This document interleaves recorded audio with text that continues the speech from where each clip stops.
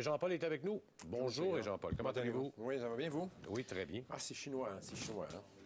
Et quand on allait à la petite école, à mon époque, on amenait, là, vous savez, 10 cents, 25 cents à chaque semaine pour les aider. Ils peuvent se permettre de donner $1 pour nous acheter. Oui, probablement que les choses ont bien changé depuis ce temps-là. Oui, beaucoup. Oui, alors, revue des données économiques américaines, et on est sur l'avant-dernière semaine du 45 jours obligatoire de divulgation de résultats. Donc, on va voir cette semaine Tesla, Alibaba, que vous aimez beaucoup, et Yahoo, par la bande. Oui. Et évidemment aussi d'autres titres là, qui ont retenu notre attention. Allons-y probablement avec la revue des données économiques américaines de la semaine passée, du 4 au 8 de mai. Demande de chômage. Si mes chiffres sont pas bons, vous me le dites.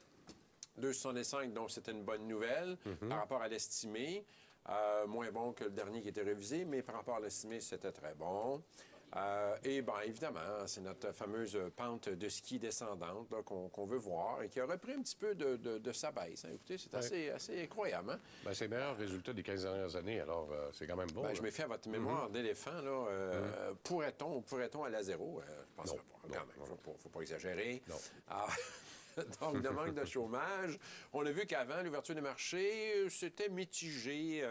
Ça a chuté, ça a remonté. Mais quand les marchés ont ouvert à 9h30, là, évidemment, tous les gros joueurs sont arrivés. Puis là, ben, ils ont trouvé la nouvelle très bonne. Et ça a monté toute la journée. D'ailleurs, ça a été une semaine assez spectaculaire avec un vendredi qui est venu vraiment là, mettre du poids. Alors, il n'y a pas beaucoup de nouvelles économiques. On parle de market mover, là. À l'emploi, ça en est un. Ça en est un très, très gros. Effectivement. Alors, 223 000 contre 220 attendu. Mais bon, évidemment, les révisions, ça passe toujours un peu inaperçu, là. Mais toute une révision, hein? Oui. Parce qu'il était 126 000. Oui, ça n'a de rien, là, mais 126 à 85. Mais bon, on ne regarde pas en arrière, hein? La Fed, on regarde en avant. Alors, la bonne nouvelle, ne gâchons pas le party. Oui, mais il y avait une mauvaise nouvelle là-dedans, c'est qu'il n'y a pas d'inflation dans les salaires. Puis, encore une fois, il y a 2-3 personnes, 2-3 présidents de Fed régional qui ont mentionné qu'il n'y aura pas de hausse de taux d'intérêt tant et aussi longtemps qu'il n'y aura pas d'inflation dans les salaires. C'est peut-être une des raisons pour lesquelles, d'ailleurs, les marchés américains ont peut-être un peu mieux réagi sur cette nouvelle-là. Ils ont pu le voir vendredi. Extrêmement bien réagi. Oui, effectivement. Trop, pour certains, là, mais en tout cas, comme je dis, il ne faut pas casser le party non plus. C'est un vendredi. Hein, mais là, ils pensaient beau. Ils se disaient qu'il n'y aura pas de hausse de taux d'intérêt parce qu'il n'y a pas d'inflation. C'est ça qu'ils se disent toujours. Puis les nouvelles c'était mitigé. Donc, Janet va rester tranquille. On voit, par contre, si on regarde ça, avec Janet, on a eu la nôtre, ils ont la leur. Alors, si on regarde ça ici, on voit qu'il reste que sur le yearly, on est dans la baisse depuis déjà un petit bout de temps. Là. Puis d'ailleurs, écoutez, c'est venu un petit peu là, rehausser la situation, mais les derniers résultats n'avaient pas été nécessairement jojo. Taux de chômage, 5,4. On s'attendait à 5,4, ce qui est quand même relativement bas par rapport à un 5,5 révisé, donc meilleur que la semaine passée. Et regardez ça c'est toute une pente de ski aussi. Là. Je dis toujours, c'est pas ce qu'on veut voir dans son portefeuille, mais c'est ce qu'on veut voir au niveau de l'emploi, effectivement. Et je sais qu'avec votre mémoire d'éléphant, on commence à approcher des seuils assez 5,4, là, à partir de 5, on est au plein emploi. Oh, et puis ça fait... c'est à partir de ce moment-là qu'il n'y aura pas probablement l'inflation. Bien des années de ça. 2007. 2007, OK. Alors, donc, on s'en va tranquillement vers ça. Et situation de l'emploi, regardez, là, ça, c'est vraiment même... ça fait longtemps qu'on n'a pas vu ça, là. En pre-market, ça a tout de suite réagi. La zone bleue ici, là, je le rappelle aux gens, c'est avant 9h30. Là. On part à 4h du matin, ici, là, puis jusqu'à 9h30. Regardez, ça a réagi, là, ça a vraiment, là... gapé à la hausse avant même l'ouverture. Et évidemment, à l'ouverture, ça continue de monter un peu, mais le gros, les gens, des fois, ne voient pas ça, mais le gros de ce qui s'est fait dans la journée, c'est fait avant 9h30. Alors, tu sais, tu peux pas toujours profiter de ça, malheureusement. On le voit ici, là, il s'est pas fait grand-chose après, ça s'est fait. Et c'était assez sur la flatline, après, comme on dit. Donc, une semaine quasi parfaite, là. 2 verts, 1 jaune, il faut pas en parler du jaune. Et regardez la semaine que ça nous donne. Alors, c'était tranquille, là, du lundi jusqu'au jeudi, mais le vendredi, c'est là que vraiment ça s'est passé, sur ces fameuses nouvelles-là. Et par contre, je vous dirais aussi qu'il y avait des... Puis peut-être que vous pourrez commenter ça, là, les raisons là, qui ont fait vraiment qu'on a eu ce marché-là à la hausse vendredi, c'est la situation de l'emploi, évidemment, on le sait. Mais là, beaucoup disent aussi que c'est pas... On le sait qu'ils vont inventer. Bon, il y a une histoire, est-ce qu'elle va le faire pour le mois de juin ou plus tard? Bon. Mais là, ce qui commence à se discuter maintenant, c'est pas qu'elle va augmenter, on sait qu'elle va le faire. C'est la vitesse. Le pace qu'elle appelle, le pace et le path, là, la vitesse et la trajectoire, si on peut essayer de traduire ça, que ça va prendre. Là, je ne sais pas si vous avez de l'information là-dessus, mais avant la fin de l'année, qu'est-ce qui est prévu comme niveau de taux d'intérêt? Bien, 0,65, ça, c'est la Fed elle-même qui l'a dit. Donc, ça nous donnerait 2 hausses de taux. À partir de quand? On ne sait pas. C'est ça. Si c'est à partir du mois de septembre, on aura 2 hausses de taux consécutives. Ou peut-être une hausse de taux septembre et une autre au mois de décembre, puis elle aura atteint son objectif de 0,65. Alors, je ne sais pas. C'est difficile à prévoir. Le marché lui-même, c'est pas non plus... Vous avez bien raison. Non, il marche sur des œufs là, à l'heure actuelle. Vous avez bien raison. Et évidemment aussi, il y a le pétrole là, qui a continué de monter. Alors, tout ça un petit peu ensemble. Il y a un ami, David Cameron aussi, hein, qui a été, à la surprise de tout le monde, réélu. Donc, un peu de stabilité de ce côté-là. Alors, la table était mise pour avoir un vendredi spectaculaire et c'est ce qu'on a eu. Les nouvelles économiques de la semaine qui s'en viennent, il y en a des importantes, hein? Vente au détail et sentiment du consommateur. Ça va être intéressant de voir ça parce qu'on sait depuis longtemps, on a un sentiment du consommateur qui est un petit peu déphasé par rapport à... Ils ont confiance, mais ils ne dépensent pas.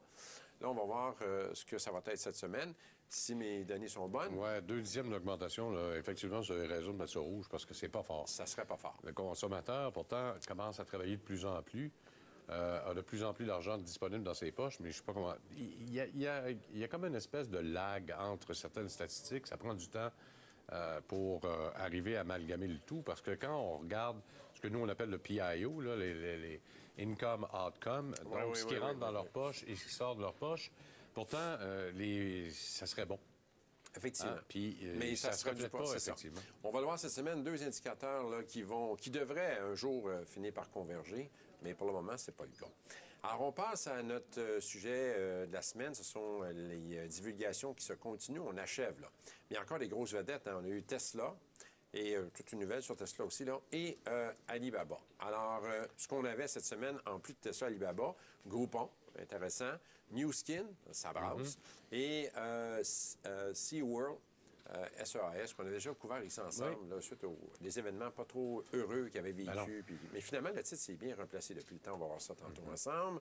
Groupon, alors, résultat, bon résultat. C'est spectaculaire, 200 Tu t'attends à une scène, t'en fais 3. Donc, c'est sûr que c'est spectaculaire. Mais bon, c'est ça les mathématiques. Et... Voilà.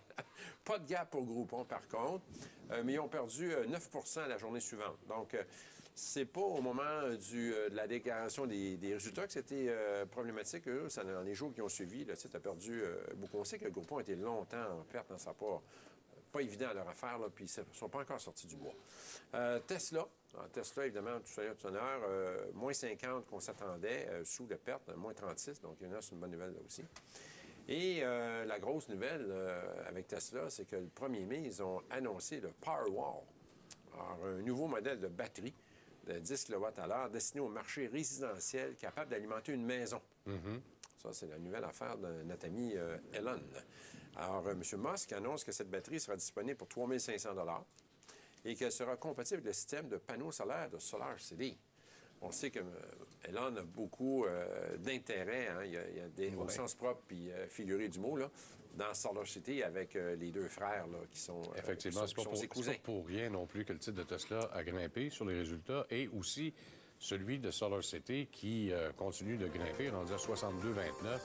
En l'espace de... Même aujourd'hui, il gagne plus de 2 On revient avec la pause, après la pause, tout de suite. Alors, on va poursuivre notre discussion sur les résultats financiers de la semaine dernière. On poursuit avec Tesla, parce qu'on n'avait pas tout dit tantôt. On a parlé de batterie, là, mais il faut parler de taux aussi, là, à un moment donné. Oui, effectivement. Puis, ils sont finis sur les batteries, là, parce que ça va aller un peu dans le même... Je sais pas si vous avez vu, c'est joli, hein?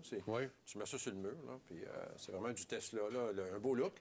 La demande pour le Powerwall est très grande. Les commandes dépassent toutes les attentes. 800 millions qui ont eu de commandes, là, puis c'est juste de la précommande. Hein? Nouveau produit qui rendait ça beaucoup plus flexible. Et surtout, vous comprenez que l'idée de Musk, c'est aider sa fameuse giga manufacture là, de fabrication de batteries. Il y a mis quoi là-dedans? 1 milliard, je pense? Oui, il y en avait beaucoup. Là. Fait que l'idée, c'est d'alimenter ça. Et ça va aussi faire qu'ils vont devenir moins dépendants des uniques ventes de voitures. Parce que c'est bien le fun, mais à un moment donné, ça reste des voitures. Donc, voici, ça a brassé, hein? Parce qu'à l'ouverture, le titre a chuté drastiquement. 4 à l'ouverture. Mais en 15 minutes, il a effacé sa perte. Je suppose que quelqu'un n'avait pas compris la manœuvre. Ils l'ont compris un petit peu plus tard. Et finalement, c'est allé en hausse toute la journée. Et le lendemain, c'était plutôt flat, là, mais on s'est retrouvé à 236 pardon. Et regardez, si on regarde ça avec un petit peu de recul, là, ça, c'est Tesla en hebdomadaire. Et regardez l'effet Powerball. En fait, c'est Powerball. L'effet Powerball. On voit ici, là, en semaine, 2 grosses semaines à la hausse. Et ça, c'est à l'annonce de son fameux Powerball. C'est quand même 5 millions de pieds carrés, là, cette usine-là. 5 millions? 5 millions de pieds carrés. Et dans la première semaine, ils ont bouffé 800 millions avec ça. Ah bon? Pour le projet. Ah. Alors, quand même, c'était pas loin du milliard. Là. Bon. Puis, voyez-vous, ils ont 800 millions de commandes. Ouais. Ils balancent. Ouais. Ils n'ont pas livré encore, là. Non. Alors, ça, il va falloir avoir l'autonomie de ça aussi. Exactement. New Skin, lui aussi, ça brasse. Vous savez que New Skin, ça rentre un peu dans la sphère de HLF. HLF, Herbalife. Alors, New Skin, sur la base des résultats, ils ont manqué ça par une grosse scène. Donc, moins 1,37 %. Souvent, les gens me disent ça n'a pas de sens une scène, tout le monde panique. C'est parce qu'il faut bien comprendre que c'est une capitalisation, c'est une flotte de 1 milliard d'actions ou de 10 milliards d'actions, une scène, ça finit par faire de l'argent au bout de la ligne. C'est ça. Donc, regardez ça, New Skin s'est fait vraiment mal mené. Nous, on va commencer à suivre ça parce que le graphique démontre une accalmie d'un mois et demi, puis après ça, un mouvement important de 15-20 %. C'est tout indiqué pour des straddles d'options, mais on va se préparer pour les prochains earnings. Donc, je reviendrai avec ça au moment venu. Là.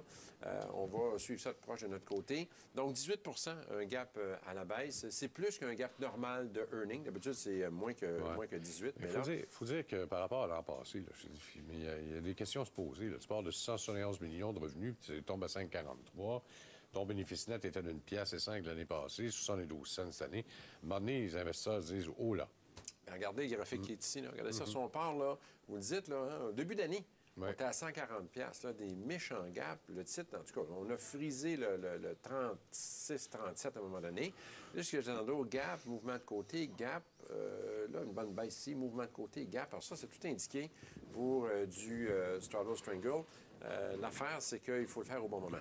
Parce que quand les earnings approchent, la volatilité augmente beaucoup. Donc, tu ne peux pas prendre ça trop près des earnings. Si tu veux les prendre beaucoup d'avance pour te dire, bien, je ne souffrirai pas de volatilité, implicite, bien là, tu payes cher à cause du temps. Donc, il y a un sweet spot à trouver, puis on va suivre ça pour les auditeurs. Et je vais vous revenir avec ce titre-là, parce que nous, il nous intéresse. Vous savez ce qui est... Voyons donc, comment ça donne des mots de cœur? Bien, c'est ça. Quand on fait l'investissement actif, on y va avec des options des deux côtés. Bien, on veut des mouvements de cœur. On veut des hauts de cœur. On veut des titres qui bougent énormément. Et lui, c'en est un. Puis à 50 $, il est encore intéressant parce qu'il y a encore de la place pour du mouvement. Quand tu arrives à 5 $, c'est un autre game, là, mais à 50 $, il y a encore de la place. Bon, Alibaba. Votre préféré, Alibaba, qui, sur la base des revenus, a battu les estimés. 48 cents contre 42. Et ça apparaît en bourse? Ça apparaît en bourse parce que ça apparaît en bourse, mais en tout cas, ça a l'air d'un feu de paille un peu, cette affaire. Bien, 86, c'est 8 quand oui, même. Mais ça a retracé, me semble, après. Écoutez, oui, un petit peu. Un petit peu, hein? Ouais. Alors, c'est ça qu'on va faire suivre avec Alibaba, parce que oui, les résultats ont été bons, on le voit, vous avez raison, un gap de 11 ça l'a amené à 88 $. Tu allé de côté après ça les 2 jours qui ont suivi, jeudi, vendredi.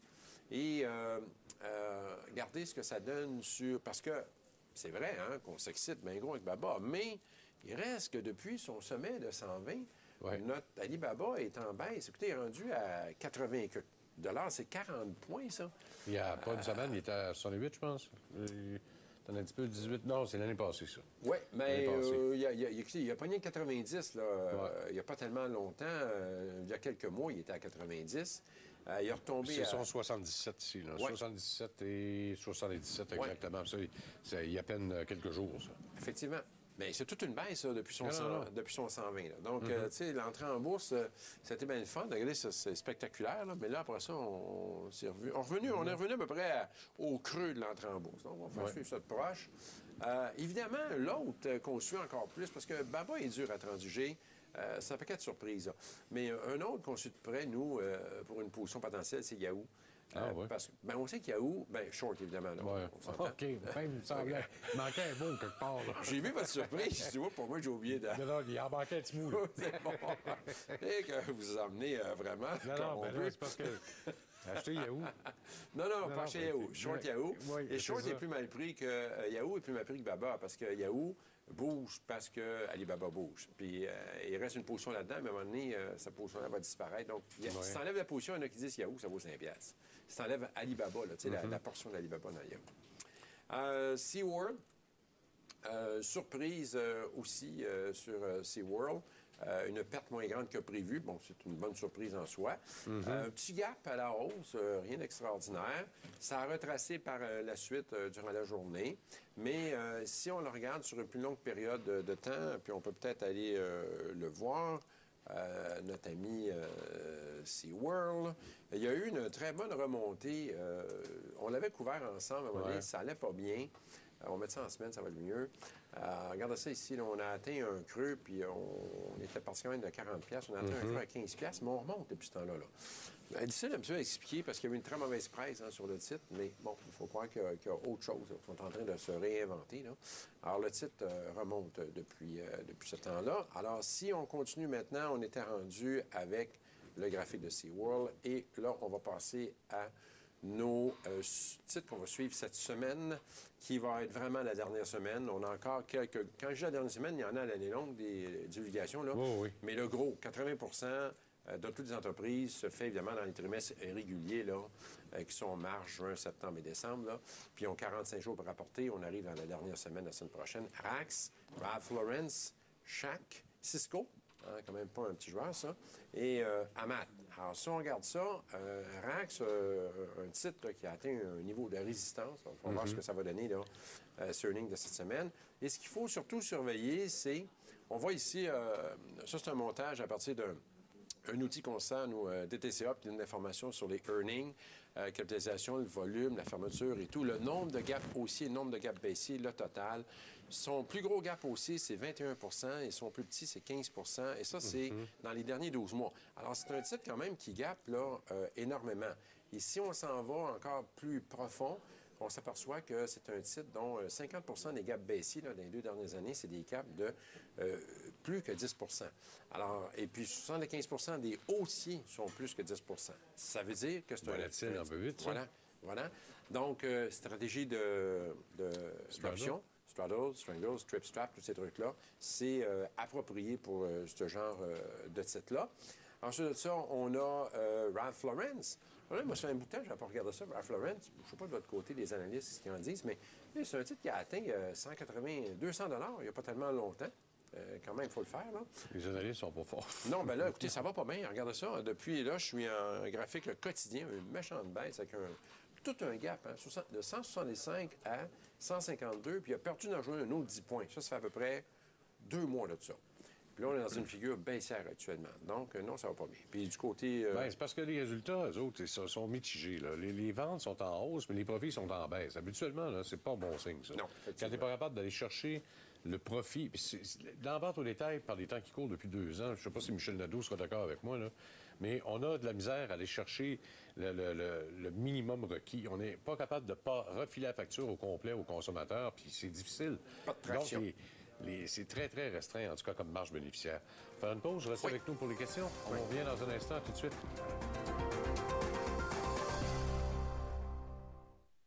C'est le temps de passer à nos questions d'aujourd'hui avec Michel Nadeau qui est de retour, Régent Paul également.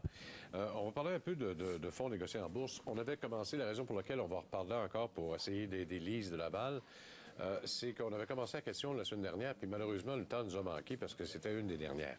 Alors, elle...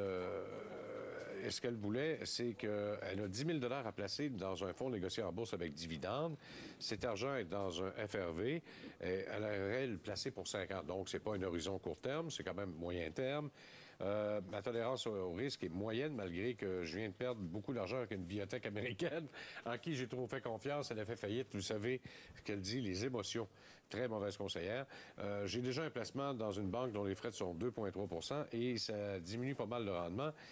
Il y a tellement de produits sur le marché, j'hésite entre plusieurs, sans nécessairement les nommer. Peut-être Michel... Il y en a 2, la BMO ZDV, DV Dividende, hein? Oui. ZDV ou iShares, là, c'est Blackstone, BlackRock, pardon, c'est XDV.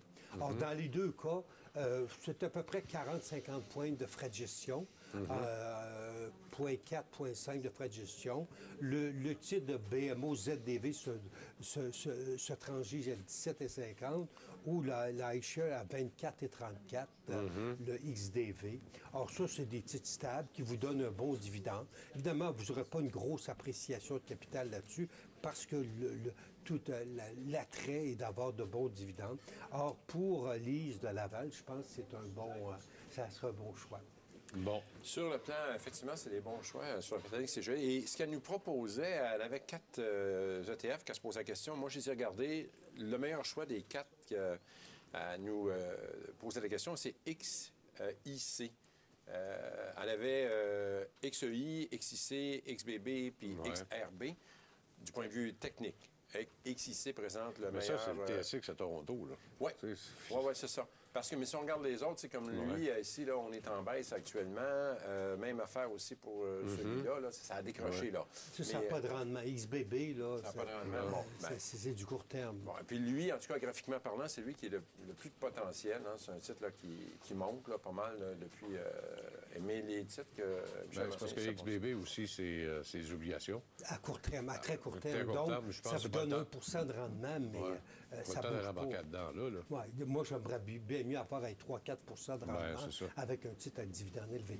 OK. Prochaine question qui nous vient de Simon Baudin. J'aimerais obtenir des renseignements sur le processus du premier appel public à l'épargne pour Bombardier. Il y en a quelques actions dans son portefeuille. Il considère l'inscription à venir en bourse d'Allemagne de sa division de transport. Mon compte courtage me permet uniquement d'acheter des titres canadiens et américains.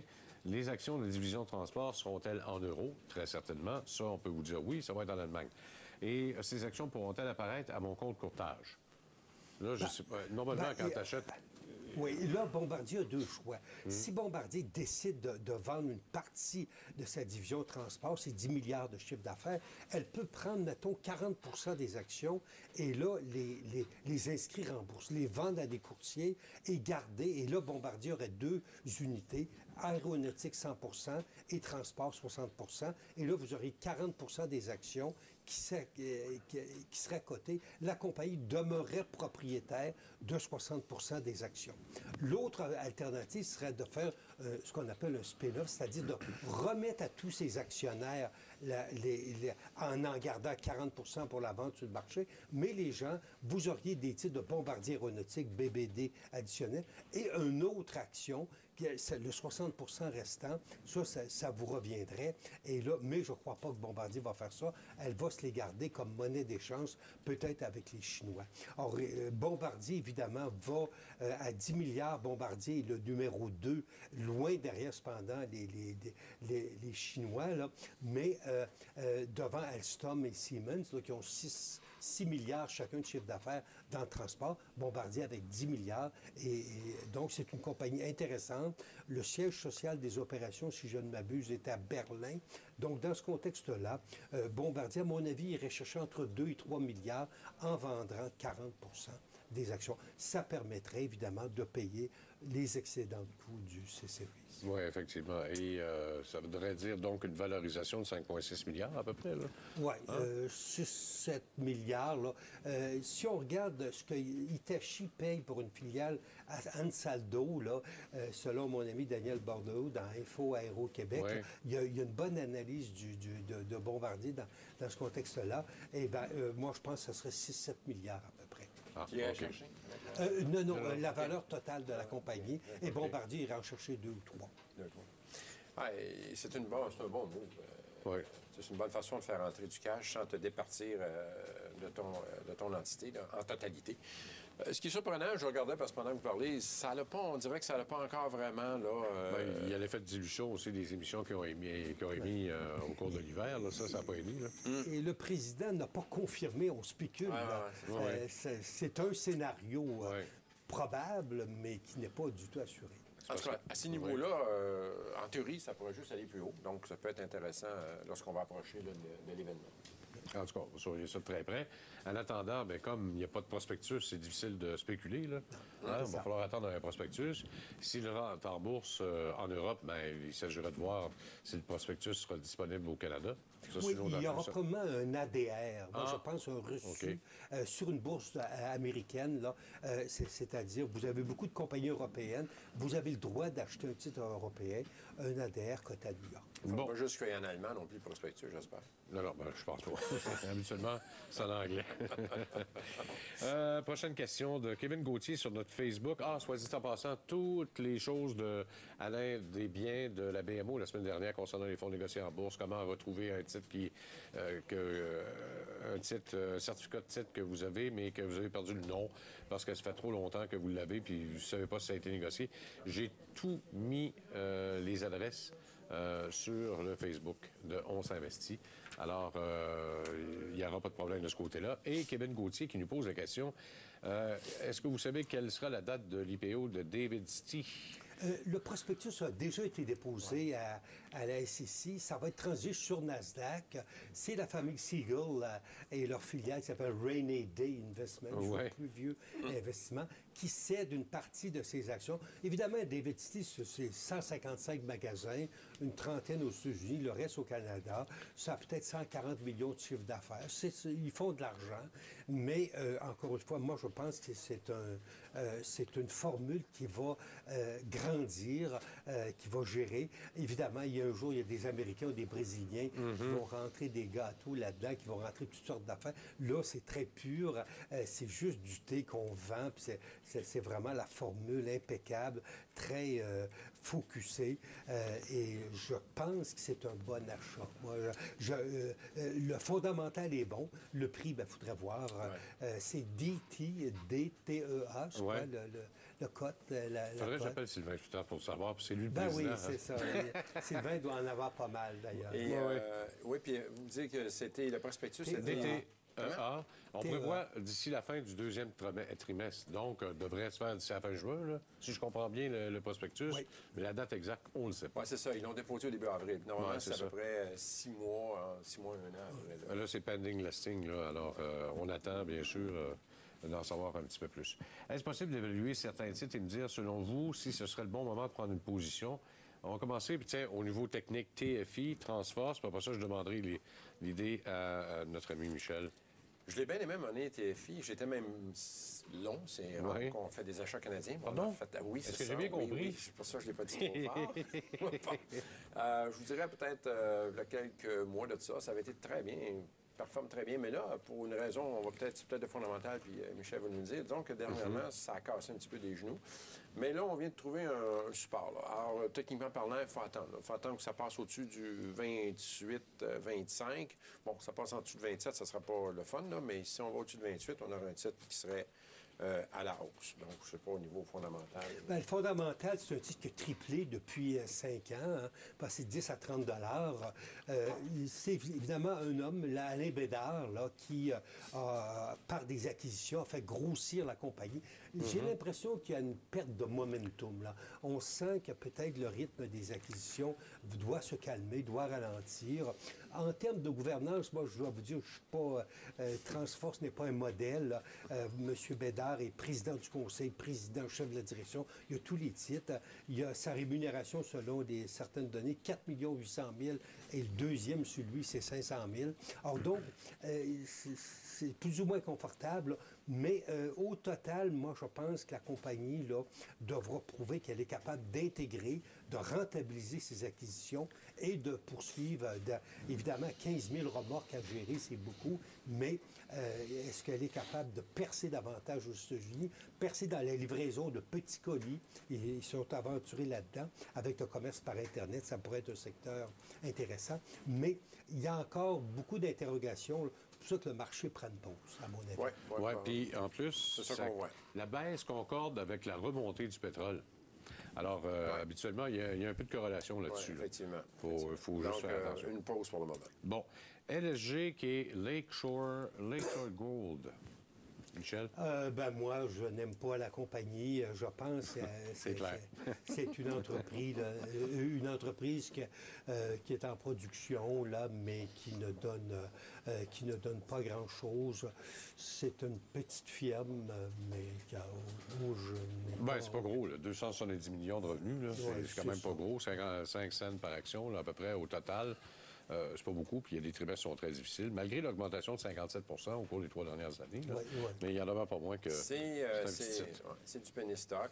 Quand même une pas mauvais volume de moyenne, quand même 2 millions. Ils vont avoir des gros mois parce qu'il fait 700 000 de ce temps-ci. Mais c'est un penny stock, puis j'ai encore avec Michel un peu, c'est pas, écoutez, ça y a eu toute une descente aux enfers. Donc, si on est parti de... On avait donné Bacy ici à Canada Argent sur plusieurs années, d'ailleurs. On a fait un double top, un classique double top, là, à 4,40 et depuis ce temps-là, ça dégringole, puis on a atteint 17 sous. Bon, rendu là, de deux choses une, tu fermes les portes ou tu remontes. Alors, c'est ce qui est arrivé. Ils ont remonté. Donc, oui, c'est spectaculaire, mais ça reste un penny stock. C'est difficile là, d'être capable là, d'évaluer ça du point de vue. C'est toujours drôle de voir comment les petits titres sont transigés souvent à très fort volume. Sa moyenne quotidienne des 15 derniers jours, 5,6 millions d'actions. Quand même. Il faut le faire. Là. Sur 30 jours, 2,5 millions. Alors, il y a sûrement eu du mouvement dernièrement. Oui, particulièrement la fin avril. Là. Et dans le milieu de janvier, là où le titre s'est mis à remonter à 2 reprises d'ailleurs. Le dernier, Crocodile Gold. Grosse nouvelle aujourd'hui sur cette entreprise-là, curieusement. Elle annonce une fusion avec Newmarket Gold. Crocodile Gold, c'est une compagnie, évidemment. C'est pas la compagnie qu'on fréquente beaucoup. Ils ont une mine d'or dans le nord de l'Australie, dans la comté de Victoria. Et là, ils fusionnent avec Newmarket Gold. Newmarket Gold, c'est des spéculateurs. Et là, Newmarket Gold et Crocodile fusionnent. Les gens de Newmarket Gold, qui apportent 20 vont avoir le contrôle de la compagnie. Ah bon? Et puis là, les gens Crocodile qui apportent le cash, eux, ils ont une compagnie opérante, là, évidemment, les gens de Newmarket ont dû dire « On va vous développer ça, on est des financiers. » Crocodile avait une culture de gens de mine, là, le forage, les tonneurs et tout ça. Là, c'était même c'était la loi en Australie. Mais là, avec Newmarket Gold, moi, je dis « Messieurs, je me demandais merci, d'où ça venait, Crocodile, au revoir. » Et puis, je leur laisse en Australie, c'est Crocodile Dundee. Oui, c'est ça, Crocodile Gold. Écoutez, graphiquement parlant, ça va avec ce que Michel dit. C'est pas donc, à éviter, là, parce qu'on voit que c'est des financiers qui sont rentrés dans le stock, là, qui ont pris le contrôle de la compagnie. Michel, c'est un plaisir, comme toujours. On vous retrouve la semaine prochaine pour quelque chose de spécial en plus. Jean-Paul, à la semaine prochaine également. Merci d'avoir été là et on vous dit à demain tout le monde à compter de midi. Au revoir.